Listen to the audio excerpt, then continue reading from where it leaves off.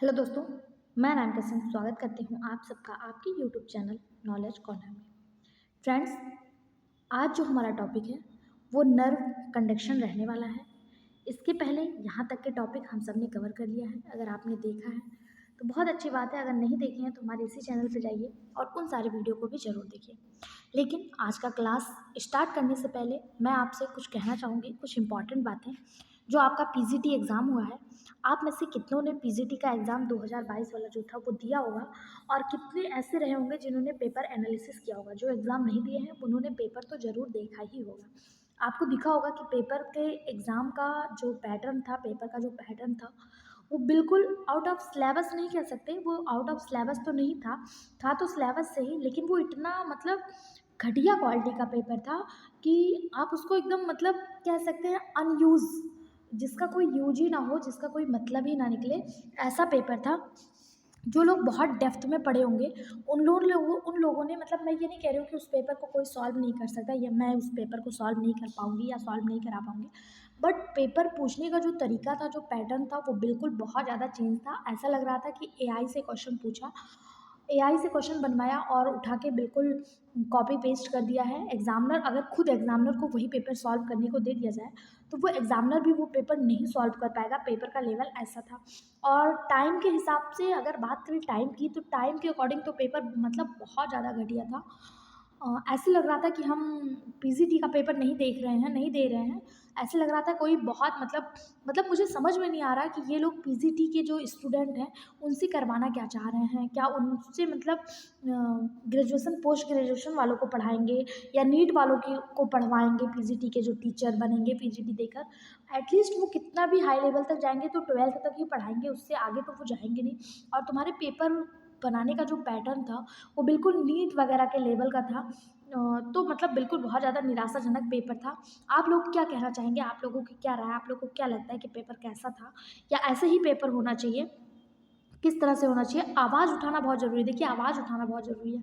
अगर हम आप यही सोच के बैठ जाएँगे कि हम अकेले आवाज़ कैसे उठाएँ, तो आगे आने वाले पेपर में जो कहा जा रहा है कि पीजीटी, टीजीटी की वैकेंसी आएगी या जो भी है, तो आपको ना इन कठिनाइयों का सामना करना पड़ेगा। अगर हम आप एकजुट हो जाएँ और अपनी आवाज़ उठाएँगे, तो हो सकता है नेक्स्ट पेपर में इस बात का ध्यान रखा जाए। बहुत लंबा-चौड़ा सिलेबस था पीजीटी का, बहुत ज़्यादा क्वेश्चन वहाँ से बन सकते थे। जिन्होंने क्वेश्चन बनाया है, अगर वो चाहते तो बहुत अच्छे-अच्छे क्वेश्चन वहाँ से निकाल सकते थे, जो वन लाइनर या कथन एब्जर्प्शन पे थे, वो ऐसे ही दे देते। लेकिन मतलब पेपर एकदम घटिया क्वालिटी का, एकदम लग रहा था कि एआई जनरेटेड क्वेश्चन है। बाकी आप क्या कहना चाहेंगे? अपनी राय कमेंट बॉक्स में ज़रूर दीजिएगा। आपकी राय हमारे लिए बहुत ज़्यादा महत्वपूर्ण है। फिर अब हम, जिन लोग का पेपर अच्छा नहीं हुआ उन्हें निराश बिल्कुल नहीं होना है। आगे आपको जो आपका आने वाला बिहार टीआरई एग्ज़ाम है उसके लिए आपको कॉन्संट्रेट करना है, और उसके साथ जेआईसी एग्ज़ाम, ठीक है? उसके लिए आपको कॉन्संट्रेट करना है। अब हम स्टार्ट करेंगे अपना topic, nerve conduction. Nerve conduction यानी कि तंत्रिकीय संचरण, जिसे आप नर्वस सिस्टम के नाम से भी जाने जाते हैं। इसी को अलग अलग नामों से जाना जाता है। तो उसकी इंपॉर्टेंट क्वेश्चन आप देख लीजिए, प्रीवियस ईयर से एक भी क्वेश्चन नहीं मिल रहा है, क्योंकि प्रीवियस ईयर अभी तक हम लोगों ने जितना 22-23 तक का एनालिसिस किया है, प्रीवियस ईयर क्वेश्चन 21 तक का, लास्ट शायद 21 में हुआ है, उसके बाद ये 22 वाला अभी हो रहा है। तो 21 तक का हम लोगों ने प्रीवियस ईयर क्वेश्चन, हाँ, टीजीटी पीजीटी का एनालिसिस करते हुए आगे बढ़े हैं। वहाँ से कोई भी क्वेश्चन नहीं फंसा हुआ है। इनफैक्ट बिल्कुल लेवल ही चेंज था। आने वाले एग्ज़ाम में देखते हैं क्या होता है। बस अब हम को निराश, मतलब आपको निराश बिल्कुल नहीं होना है। आपको आने वाले एग्ज़ाम की तैयारी और अच्छे से और मजबूती से करनी होगी। हम भी थोड़ा लेवल का ध्यान रखेंगे। इस बुक को, जैसे ये बुक कंप्लीट हो जाता है, हम आपके लिए एक दूसरी बुक जो आपके अब आने वाले पैटर्न पे आधारित होगी। अगर आपको कोई आइडिया लगता है, कोई पता चलता है कि मैम इस बुक से करा दीजिए, तो आप भी हमें कमेंट कर दीजिएगा, हम वो वीडियो आपके लिए लेकर आते रहेंगे, ठीक है? अब हमको फोकस करना है बिहार टीआरई एग्ज़ाम पे। चलिए आगे बढ़ते हैं। आज का पहला क्वेश्चन है, रैनवियर की गांठ कहाँ पाई जाती है? Node of Ranvier are found on cyton, axon, dendrite या फिर सिनैप्स। रैनवियर यानी नोड ऑफ रैनवियर जो है वो कहाँ पाई जाती है? इसका जो सही जवाब हो जाएगा वो हो जाएगा option B, axon. Nodes of Ranvier जो है वो कहाँ पाया जाता है? तो वो एक्सॉन में पाया जाता है। रैनवियर के जो नोड्स होते हैं इसको आमतौर पर माइलिन शीथ गैप के रूप में भी जाना जाता है, यानी कि इसका दूसरा नाम क्या है? इसका दूसरा नाम है myelin myelin sheath myelin sheath gap. Myelin sheath gap के नाम से भी इसे जाना जाता है, ठीक है। और ये जो है एक्सॉन पर पाया जाता है। एक्सॉन क्या है, तो एक्सॉन जो है वो एक लंबी पतली तंत्रिकीय संरचना होती है जिस पर श्वेत एवं चर्बीदार परत पाई जाती है। इसे माइलिन का आवरण कहते हैं। एक्सॉन के जिस स्थान पर माइलिन आवरण नहीं पाया जाता उसी को रैनवियर नोड्स कहा जाता है। अब हम आपको डायग्राम के माध्यम से दिखाते हैं। यहाँ पे देखिए एक लंबी पतली एक श्रृंखला आपको दिखाई दे रही है, ये वाला, यही आपका एक्सॉन होता है, ये वाला पार्ट ये एक्सॉन है। और यहाँ पे जहाँ जहाँ पे आप देख रहे हैं यहाँ पे ऐसे नोड टाइप में बना हुआ है, ये माइलिन की कवर नहीं पाएगी, ये ऊपर इसके माइलिन की कवर है, जहाँ पे ये माइलिन की कवर नहीं पाएगी उसे नोड ऑफ रैनवियर के नाम से जाना गया। ओके, ऑप्शन बी इसका बिल्कुल सही जवाब हो जाएगा। अगला question, Ranvier nodes are found in, Ranvier's के नोड कहाँ पाए जाते हैं, तो अभी हम लोगों ने देखा एक्सॉन पे पाए जाते हैं, और एक्सॉन में भी कहाँ पाए जाते हैं, ऑप्शन देखिए, कार्डियक मांसपेशी तंतु, रेखिक मांसपेशी तंतु, मेडुलेटेड तंत्रिका तंतु, या फिर नॉन मेडुलेटेड तंत्रिका तंतु। Cardiac muscles fibre, straight muscle fibre, medullated muscle nerve fibre, या फिर नॉन मेडुलेटेड नर्व फाइबर। इसका जो सही जवाब हो जाएगा वो हो जाएगा ऑप्शन सी, मेडुलेटेड तंत्रिका तंत्र। रैनवियर के नोड्स मेडुलेटेड तंत्रिका तंत्र में यानी मेडुलेटेड नर्व फाइबर में पाए जाते हैं। जैसा मैंने आपको बताया, इसे जो है माइलिन शीथ गैप के नाम से भी जाना जाता है, क्योंकि जो ये आपका एक्सॉन है जहाँ जहाँ ये गैप होता है वहाँ पे माइलिन शीथ नहीं पाई जाती, इसलिए इसे जो है माइलिन शीथ गैप के नाम से भी जाना जाता है। ऑप्शन सी इसका बिल्कुल सही जवाब हो जाएगा। नेक्स्ट क्वेश्चन है सारे क्वेश्चन आपके टीजीटी पीजीटी में आए हुए हैं, लेकिन अब तो बिल्कुल क्या ही कहें, एकदम मन ही दुखी हो गया है। फिर भी हम अपनी तैयारी को आगे रखेंगे और थोड़ा सा अपने आप को मोटिवेट करते हुए आगे बढ़ेंगे। अगला क्वेश्चन है, the parasympathetic nerve system does not, परानुकंपी तंत्र नहीं पाया जाता, नहीं करता, क्या नहीं करता, slow heart beat, constrict bronchioles, stimulate salivary secretion, या फिर स्टूमुलेट पैरासिस्टलिस। इसका जो सही जवाब हो जाएगा वो हो जाएगा ऑप्शन बी, कॉन्स्ट्रक्टेड ब्रोंक्यूल्स, श्वसन नलिकाओं को संकुचित। पैरासिम्पैथिक नर्व सिस्टम जो है वो श्वसन नलिकाओं को संकुचित नहीं करता है, बाकी हार्ट बीट को स्लो करता है, स्टूमुलेटरी स्लैवरी सिक्रेशन करता है यानी कि लार के स्रावन को उद्दीप्त करता है, और कर्मानुकंचन को उद्दीप्त करता है। यहाँ पे दिया क्या नहीं करता है, तो ये श्वसन नलिकाओं को संकुचित नहीं करता है। ऑप्शन बी इसका बिल्कुल सही जवाब हो जाएगा। यह धमनियों को चौड़ा करके हार्ट बीट को बढ़ाता है। इसके अलावा ये जो है लार के स्राव, गैस्ट्रिक रस, अग्नाशयी रस, पित्त रस, इन सब रसों के कर्मानुकंचन को उत्तेजित करता है, ठीक है। और ये जो नहीं करता है वो क्या नहीं करता, ये नहीं करता है, तो ऑप्शन बी जो है वो इसका बिल्कुल सही जवाब हो जाएगा। अगला question, rhodopsin a pigment found in, rhodopsin pigment पाए जाते हैं, रोडोप्सिन पिगमेंट किस में पाए जाते हैं, skin of mammals, bile juice, retinol cell, या फिर red blood cell. Rhodopsin pigment किस में पाए जाएंगे, सही जवाब हो जाएगा ऑप्शन सी, सॉरी यहाँ पे रेड ब्लड रेटिना सेल है, रेटिना सेल में जो है वो रोडोप्सिन सेल, रोडोप्सिन पिगमेंट जो है वो पाया जाता है। रेटिना क्या है, तो रेटिना जो है मानव आँख में पाई जाने वाली ऑर्गन है।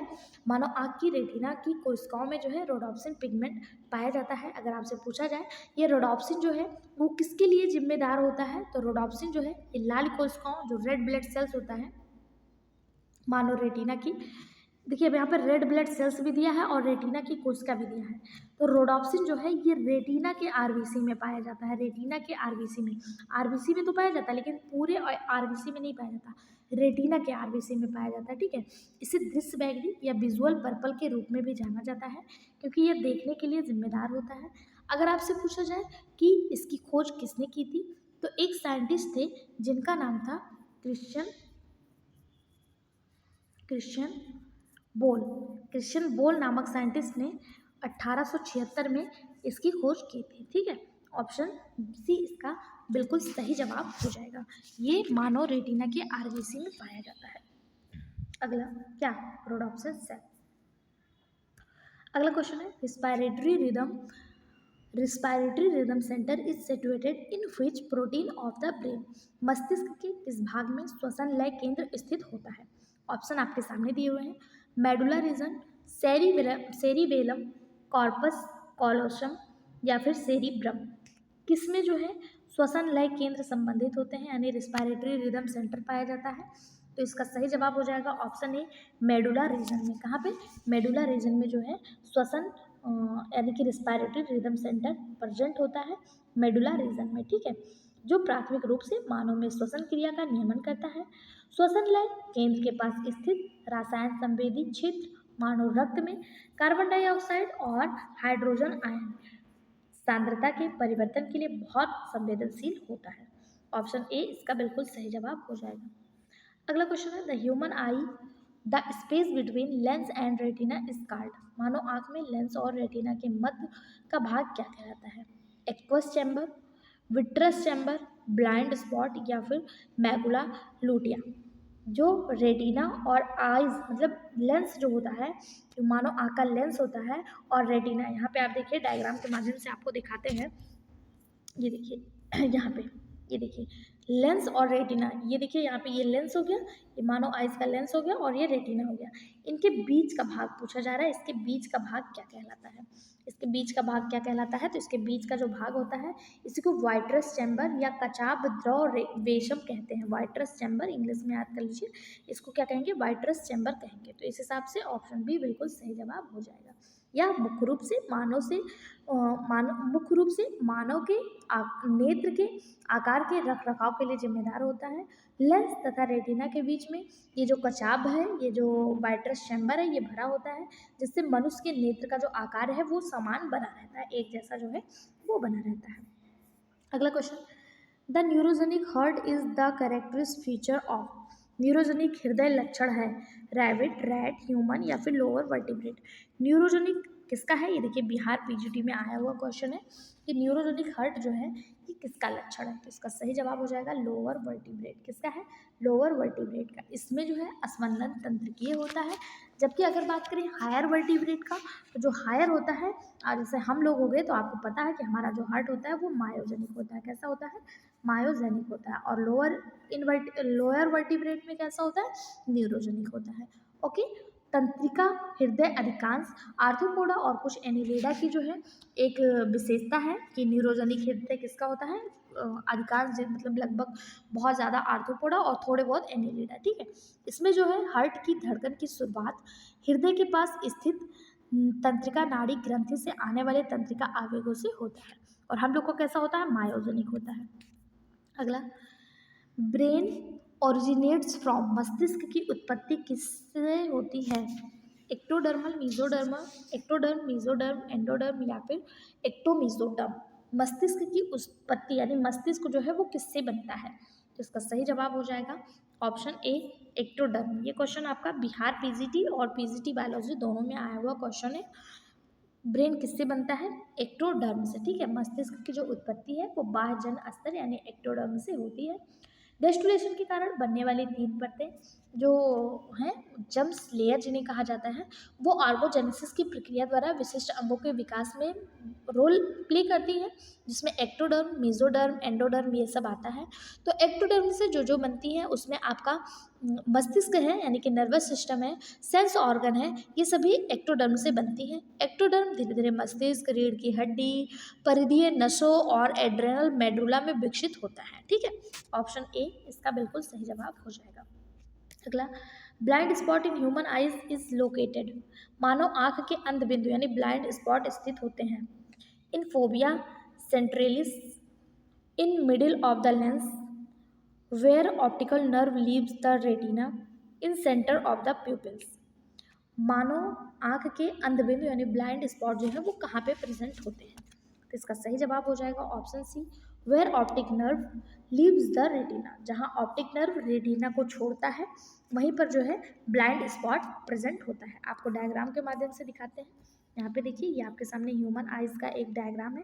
यहाँ पे आप देख पा रहे हैं ये ऑप्टिक नर्व है, ऑप्टिक नर्व। और जहाँ पे ये ऑप्टिक नर्व जो है रेटिना को छोड़ता है, रेटिना कहाँ है? आप देखिए ये रेटिना है, ये देखिए यहाँ दोनों के बीच में गैप आ गया है और इन्हीं दोनों के गैप को क्या कहा जाता है? ब्लाइंड स्पॉट कहा जाता है। ऑप्शन सी इसका बिल्कुल सही जवाब हो जाएगा, ठीक। अगला क्वेश्चन है which one of the following set of cranial nerve two is totally motor. निम्नलिखित में से कौन सा समूह कपाल तंत्रिका का पूर्णतः प्रेरक है? कौन सा समूह कपाल तंत्रिका का पूर्णतः प्रेरक है? तो इसका सही जवाब जो हो जाएगा वो हो जाएगा ऑप्शन बी, आलुकोमोटर, एड्यूसेंस और ट्रॉक्लियर। ऑप्शन बी जो है वो इसका बिल्कुल सही जवाब हो जाएगा।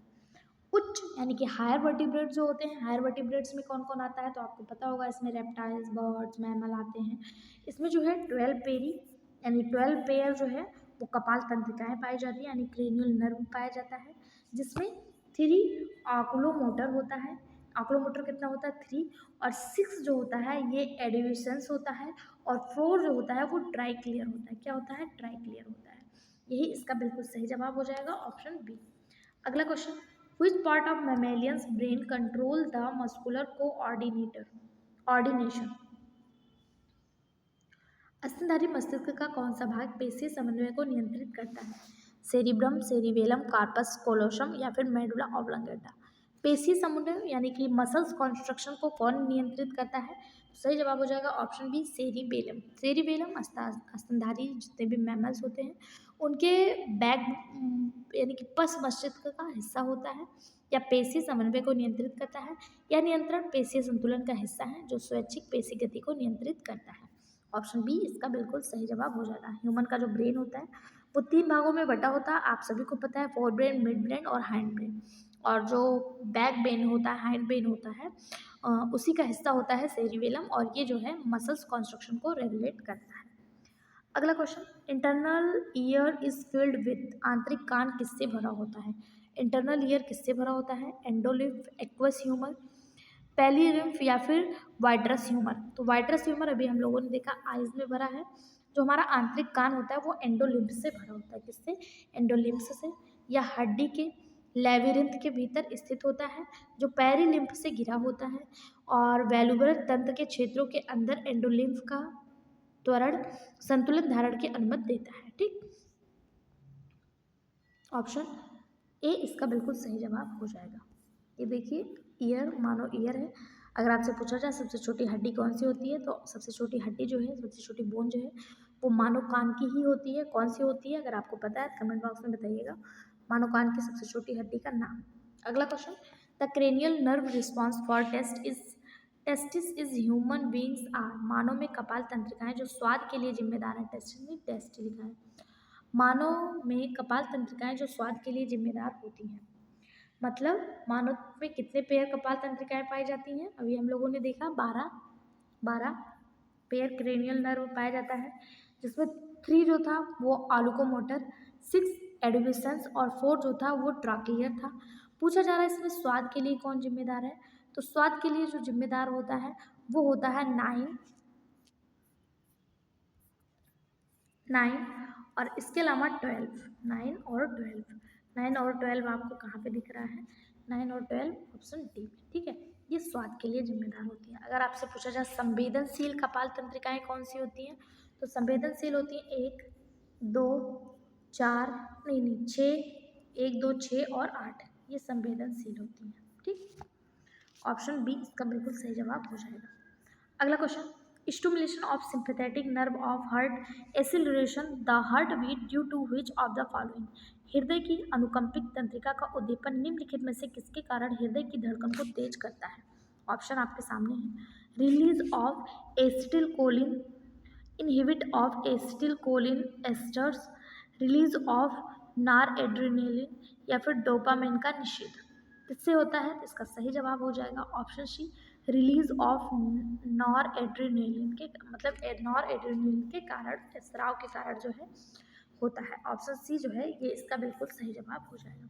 अगला क्वेश्चन, आज आपको मेरी आवाज़ में थोड़ी सी थकान महसूस हो रही होगी, थोड़ा सा लग रहा होगा कि मैम इतना लो क्यों फील करा रही हैं। तो आपको बता दें मेरी बहन का एंगेजमेंट था, मैं 2 दिन से जगी हुई हूँ, मैं अच्छे से सो नहीं पाई हूँ और मेरी आंखें बिल्कुल अजीब सी हो रही हैं और बोलने का बिल्कुल मन नहीं हो रहा। घर का फंक्शन होता है और आपके ऊपर पूरी जिम्मेदारी हो तो क्या फील होता है आपको पता होगा, लेकिन आप लोगों का गैप ना हो जाए, काफ़ी मतलब तैयारी पीछे ना छूट जाए, इसलिए मैं वीडियो लेके आई हूँ। तो प्लीज़ आज के लिए मैनेज कर लीजिएगा। नेक्स्ट वीडियो आपको फिर से पहले के जैसे ही एक्साइटेड और मोटिवेटेड वे में मिल जाएगा। ठीक है, अगला क्वेश्चन है, which structure separated Scala vestibule and Scala media of mammalian year. स्तनधारी कान के स्कैला वेस्टिबुलाई तथा स्कैला मीडिया को कौन सी संरचना अलग करती है? रिसनर्स झिल्ली, टेक्टोरियल झिल्ली, बैसिलर झिल्ली या फिर टिम्पैनिक झिल्ली? इसका जो सही जवाब हो जाएगा वो हो जाएगा ऑप्शन ए यानी कि रिसनर्स झिल्ली। रिसनर्स मेम्ब्रेन जो है ये स्केला वेस्टिबुला और स्केला मीडिया को अलग करती है। स्केला वेस्टिबुला और स्केला मीडिया को कौन अलग करता है? रिसनर्स मेम्ब्रेन।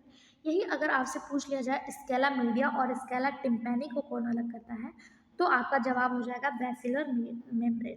स्केला मीडिया और स्केला टिम्पैनी को कौन? बैसिलर। और स्केला वेस्टिबुलाई और स्केला मीडिया को कौन? रिसनर्स जो है ये अलग करता है। ऑप्शन ए इसका बिल्कुल सही जवाब हो जाएगा।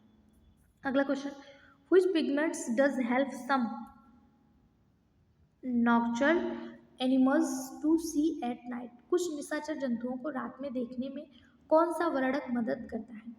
हीमोग्लोबिन, पोरफायरिन, गुआनिन या फिर हिपैरिन? तो इसका सही जवाब हो जाएगा ऑप्शन सी गुआनिन। गुआनिन जो है ये क्रिस्टल के साथ कोराइड धारण की हुई कोशिकीय प्रकाश प्रतिबिंब सतह का निर्माण करता है जिसे टिम्पैनिक ल्यूसिडम कहते हैं। मंद प्रकाश में इससे प्रकाश किरणें रेटिना से वापस लौट आती हैं और उत्तेजना को बढ़ाती हैं, इसलिए रात्रिचर जंतु रात में देखने में सक्षम होते हैं। ठीक, ऑप्शन सी जो है वो इसका सही जवाब हो जाएगा। अगला, which of the following cranial nerve is found only in amniotes? निम्नलिखित में से कौन सी कपाल तंत्रिका केवल एमनियोट्स में पाई जाती है? ग्लासोफ्रेंजियल, ट्राइजेमिनल, वेगस या फिर हाइपोग्लासस? इसका सही जवाब हो जाएगा ऑप्शन डी हाइपोग्लासस। हाइपोग्लासस कपाल तंत्रिका केवल एमनियोट्स में पाई जाती हैं और ये कितनी होती है? 12 पेयर। एमनियोट्स क्या होते हैं? एमनियोट्स जैसे मैमल्स। ठीक है, अगला question, foramen of Monro is an aperture between? Monro का फोरामेन किसके बीच का छेद है? डायोसिल और मेटासिल, राइनोसिल और डायोसिल, लेटरल और तीसरा वेंट्रिकल यानी थर्ड वेंट्रिकल, या third and fourth ventricle? Foramen Monro of foramen किसके बीच का गैप है? तो इसका सही जवाब हो जाएगा option C lateral and third ventricle. Lateral and third ventricle. Foramen of Monro एक छिद्र है जो मस्तिष्क की जो कैविटी है उसमें पाई जाती है, और यह पार्स यानी पश्च वेंट्रिकल या सेकेंड वेंट्रिकल जिसे कहा जाता है या फिर जिसी को पैरासील कहा जाता है, इसी को देखिए pars ventricle, pars ventricle, ventricle, second ventricle या फिर इसी को पैरासील के नाम से जाना जाता है, एक ही का नाम है। ठीक है, और इसके अलावा थर्ड वेंट्रिकल के मध्य पाया जाता है। ठीक, ऑप्शन सी इसका बिल्कुल सही जवाब हो जाएगा। अगला क्वेश्चन है, aqueous humour is secreted by? नेत्र जल स्रावित होता है कैसा? कोरॉइड, रेटिना, सिलियरली बॉडी या फिर लैक्रिमल ग्लैंड? इसका सही जवाब हो जाएगा ऑप्शन सी सिलियरली बॉडी। नेत्र जल का स्रावण पश्चाम भी शरीर के द्वारा होता है। नेत्र जल कॉर्निया और लेंस को पोषण प्रदान करता है या कॉर्निया और लेंस के बीच में जो है भरा होता है, और ये किसके द्वारा सिक्रेट होता है? तो सिलियरली बॉडी के द्वारा सिक्रेट होता है। ऑप्शन सी बिल्कुल सही जवाब। अगला, the correct order of arrangement of ear ossicles from tympanum onwards is? मध्य कर्ण झिल्ली से कर्ण अस्थियों की आगे से व्यवस्था का सही क्रम क्या है? इसका जो इसे आप याद कर सकते हैं, एक ट्रिक होता है मिस। क्या होता है?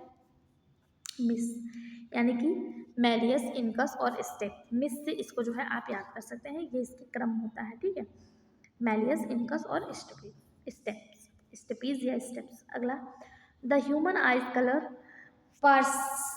परसिपेशन इज डन बाय? मानव नेत्रों में रंग बोध किसके द्वारा होता है? कोन सेल, रॉड सेल, देखिए cone cell only, rod cell only, both cone and rod cell या फिर कोरॉइड लेयर सेल? इसका जो सही जवाब हो जाएगा वो हो जाएगा ऑप्शन ए कोन सेल। किसके द्वारा होता है? Cone cell only. ठीक है, ह्यूमन आइज में कलर का जो ज्ञान होता है, जो हमें अलग अलग कलर दिखते हैं, वो किसके उसके लिए कौन रिस्पॉन्सिबल होता है? कोन सेल उसके लिए जो है वो रिस्पॉन्सिबल होता है। ठीक है, और जो रॉड सेल होती हैं, अगर पूछा जाए रॉड सेल किसके लिए जिम्मेदार होती है, तो रॉड सेल जो होती है ये अंधेरे में देखने के लिए जिम्मेदार होती है। किसके लिए? अंधेरे में देखने के लिए जिम्मेदार होती हैं। कोन सेल 3 होते हैं, यहाँ से भी क्वेश्चन पूछा जाता है, कौन सेल कितने होते हैं? 3 होते हैं। अगला, the coordinated bone of the reptilian upper jaw is phylogenetically related to which ear ossicles of mammals. सरीसृप के ऊपरी जबड़े की चतुर्भुज हड्डी फाइलोजेनेटिक रूप से स्तनधारियों के किस कान की अस्थि से संबंधित है? मैलियस, कॉलुमेला, स्टेपीज या फिर इनकस। तो इसका सही जवाब हो जाएगा ऑप्शन डी, इनकस। किससे संबंधित है? इनकस। सरीसृप के ऊपरी जबड़े की जो चतुर्भुज हड्डी है वो फाइलोजेनेटिक रूप से स्तनधारी के इनकस कर्ण हड्डी से संबंधित है। ठीक है, ऑप्शन डी इसका बिल्कुल सही जवाब। अगला, find out the right matching from the following pairs. यानी कि यहाँ पे आपको बताना है कि कौन सा सही मैच है। पहला है अकोमोडेशन। अकोमोडेशन जो है यह प्यूपिल से संबंधित है, पहला नहीं मैच है। दूसरा है कलर प्रेसिफिकेशन, तो अभी हम लोगों ने देखा था जो कोन सेल होती हैं वो कलर के लिए रिस्पॉन्सिबल होती हैं, तो बिल्कुल सही जवाब है। ठीक है, ऑप्शन बी बिल्कुल सही है। तीसरा है नाइट ब्लाइंडनेस। नाइट ब्लाइंडनेस क्या रॉड सेल की वजह से होती है? तो नहीं, नाइट ब्लाइंडनेस नहीं होती, बल्कि रॉड सेल जो होता है वो रात में देखने के लिए, नाइट विजन के लिए जिम्मेदार होता है, ये गलत हो जाएगा। और चौथा है बाई बाई ऑकोंकुलर बीजर। ठीक है, आइरिस के कारण होता है, तो ये भी बिल्कुल गलत हो जाएगा। इसमें जो सही है वो ऑप्शन बी हो जाएगा। रंग धारण की क्षमता जो है वो कोन यानी कि शंकु की उपस्थिति के कारण होता है। रतौंधी विटामिन ए की कमी से होता है। आइरिस आंख में प्रकाश के प्रवेश को नियंत्रित करता है। और जो आपका जो मंद प्रकाश है, मंद प्रकाश में नेत्र जो है, नेत्र की रॉड कोशिकाएं सक्रिय होती हैं। ठीक, अगला क्वेश्चन है, निम्नलिखित में से कौन सी कोशिका विभेदित होने के बाद विभाजित नहीं होती है? Interstitial cell, nerve cell, blood cell या फिर गैंग्लियन सेल। गैंग्लियन सेल कौन सी वो कोशिका है जो विभेदित होने के बाद डिवाइड नहीं होती, यानी डिवाइड होने के बाद डिफ्रेंसिएशन नहीं हो पाता उसमें? इसका सही जवाब हो जाएगा ऑप्शन बी, नर्व सेल। कोशिका तंत्रिका विभेदित होने के बाद विभाजित नहीं होती है। क्यों? क्योंकि इसमें जो सेंट्रियोल होता है वो नहीं पाया जाता है, जो कोशिका को विभाजन करने में महत्वपूर्ण रोल प्ले करता है। आपको पता है जो सेंट्रियोल है वो दो अलग अलग एक स्पिंडल फाइबर से बनता है और अलग अलग एरिया में चला जाता है, जिससे कोशिका दो बराबर भागों में बट जाती है। इसमें जो है सेंट्रियोल नहीं पाया जाता। अगला question, absolute refractory period during nerve impulse conduction in the period of. आवेग संचालन के दौरान पूर्ण दुर्ध अवधि होती है। रिपोलराइजेशन, डीपोलराइजेशन, बोथ रिपोलराइजेशन या फिर डीपोलराइजेशन, नाइदर रिपोलराइजेशन या डीपोलराइजेशन। सही जवाब हो जाएगा ऑप्शन ए, रिपोलराइजेशन। आवेग संचारण के दौरान पूर्ण दुग्ध अवधि की जो अवधि है वो पुनः ध्रुवीकरण होती है। ऑप्शन ए इसका बिल्कुल सही जवाब हो जाएगा। अगला, सिंपैथेटिक स्टिमुलेशन। सिंपैथेटिक उत्तेजना जो है क्या है? तो उससे क्या होता है? दिल की धड़कन रोकती है, दिल की धड़कन तेज करती है। उपयुक्त दोनों कार्यों को भिन्न भिन्न परिस्थितियों में करती है या फिर उपयुक्त में से कोई नहीं? सही जवाब हो जाएगा option B, accelerate heart beat. दिल की धड़कन तेज करती है, सिंपैथेटिक तंत्रिका तंत्र दिल की धड़कन को तेज करती है। जबकि अगर आपसे पूछ लिया जाए पैरासिम्पैथेटिक, तो क्या करेंगे? तो पैरासिम्पैथेटिक जो है ये दिल की धड़कन को रोकता है। तेज कौन करता है? सिंपैथेटिक, और रोकता कौन है? पैरासिम्पैथेटिक। बात करें एड्रेनलिन और नॉन एड्रेनलिन की, तो ये भी हार्मोन्स हैं जो दिल की धड़कन को बढ़ाने का कार्य करते हैं। ऑप्शन बी इसका बिल्कुल सही जवाब हो जाएगा। अगला, the largest cranial nerve of frog is. मेढक की सबसे बड़ी कपाल तंत्रिका, ट्राइजेमिनल, वेगस, ग्लासोफेरेंजियल या फिर ट्रैक्लियर। सही जवाब हो जाएगा ऑप्शन बी, वेगस। मेढक की सबसे बड़ी कपाल तंत्रिका जो है वो कौन सी है? वेगस है। ऑप्शन बी इसका बिल्कुल सही जवाब हो जाएगा।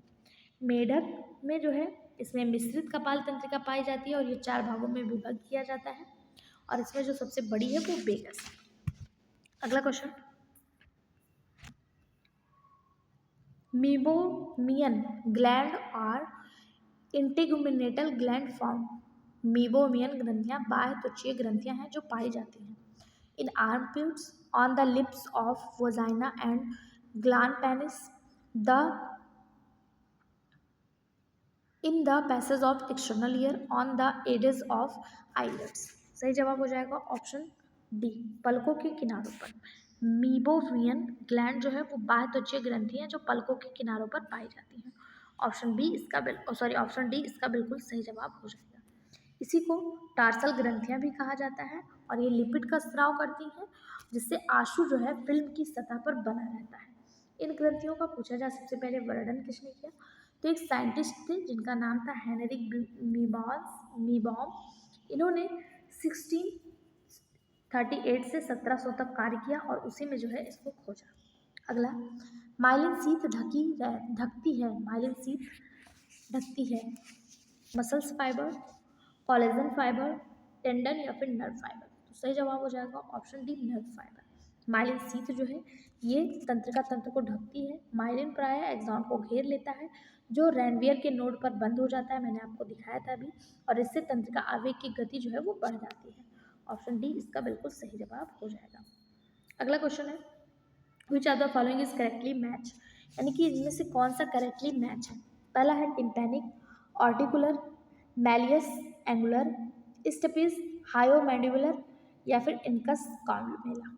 तो इसका जो आपको बता दें, जो हमारा कान होता है इसमें 3 प्रकार की हड्डियां पाई जाती हैं, मैलियस, इनकस और स्टेपिस। जो मैलियस होता है, मैलियस वो आर्टिकुलर होता है, तो ये दोनों ही मिसमैच हो गए। स्टेपिस जो होता है, स्टेपिस ये हायोमैंडिबुलर होता है और ये सबसे छोटी हड्डी होती है। और इनकस जो होता है, इनकस ये क्वाड्रेटेड होता है। कैसा होता है, क्वाड्रेटेड होता है इनकस। इनकस कैसा होता है, क्वाड्रेटेड होता है। ये भी गलत हो गया, ये भी दोनों गलत हो गए, सही हो गया ऑप्शन सी। लेकिन इसमें एक चीज़ आपको ध्यान देना है, टिम्पैनिक जो होता है ये मेम्ब्रेन होता है। टिम्पैनिक क्या होता है, मेम्ब्रेन, जो हमारे कान के पर्दा जिसे कहा जाता है उसमें पाया जाता है। इसी के फड़फड़ाने से, इसी के कंपन करने से हमें चीज़ें सुनाई देती हैं। ठीक है, ऑप्शन सी इसका बिल्कुल सही जवाब हो जाएगा। आज के 30 क्वेश्चन यहाँ पे कंप्लीट होते हैं। वीडियो कैसा लगा कमेंट बॉक्स में जरूर बताएं और आज के थोड़ा सा बोलने के तरीका, पढ़ाने के तरीका के लिए क्षमा प्रार्थी हैं। Thank you so much video में बने रहने के लिए।